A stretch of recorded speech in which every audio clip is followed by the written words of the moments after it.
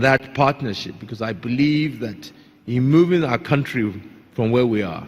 It's the congregation of Nigerians who have gained from the largesse of the UK government through the Chevening Scholarship. That is worth a round of applause. A fully funded master's program in the UK. Minority Whip of the Senate. The time to showcase the knowledge acquired from the scholarship gives birth to the very first Chevening Alumni Leadership Summit in Lagos. Thanking you for the honor.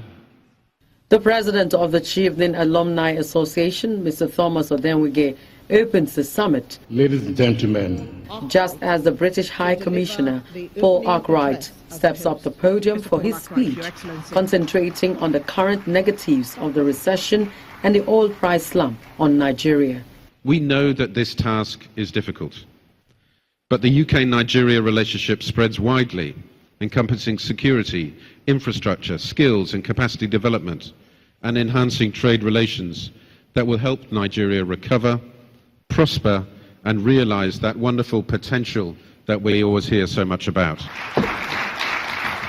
The chairman, CEO of Channels Media Group, is also an alumnus of Chevening.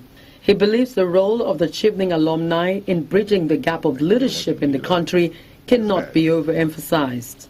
We should be very careful to protect our character.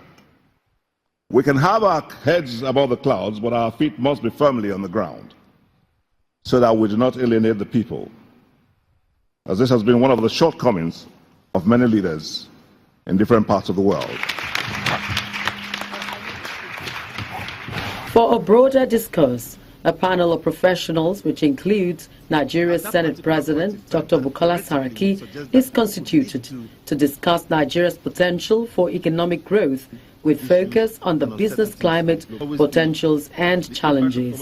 The cost of doing business, and a huge component in terms of cost is power. So if that infrastructure is there, if we can just address the power issues, I really believe that no other country will be able to actually compete with us. Whether it's power, it is roads, other things, agri and all of that, that as far as income is concerned from the banks may not appear to be that important. But that's a very narrow definition of self-interest, if you like.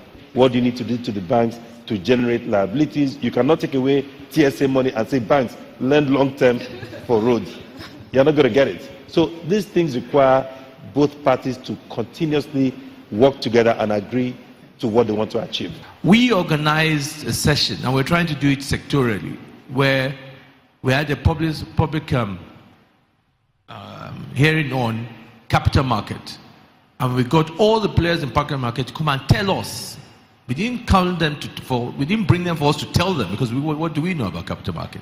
For them to come and tell us what laws do they think that if we are men, if we pass, will make an impact on the capital market.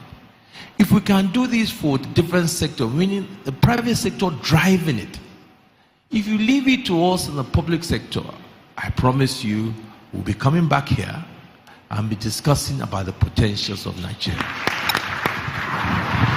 Discussions from here highlights a renewed vigor for progress and speedy development through the public-private partnership.